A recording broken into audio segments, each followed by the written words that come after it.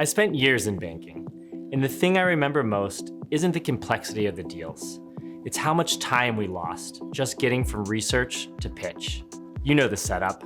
The opportunity to win a new mandate comes in, the clock starts, and before you've written a single word, you're already context switching. Research in one tab, your model in another, and your deck in a third. AlphaSense has long been where bankers and strategy leaders go to surface market signals.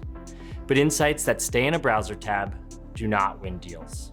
Getting that narrative into the room, shaped, sourced, and ready to defend, that part was still on you. Until now.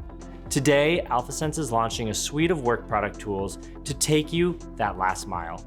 Not by replacing the tools you already trust, but by bringing everything you need directly into them. Create deliverables of any size with a single prompt in generative search. Then refine them conversationally, formatted to your firm's template from the start, with every claim already sourced and cited. And because AlphaSense draws on that content that actually moves markets, broker research, expert transcripts, financials, and your firm's own prior work, your deck is something that can survive a CFO's questions. Then bring the full power of AlphaSense directly into PowerPoint.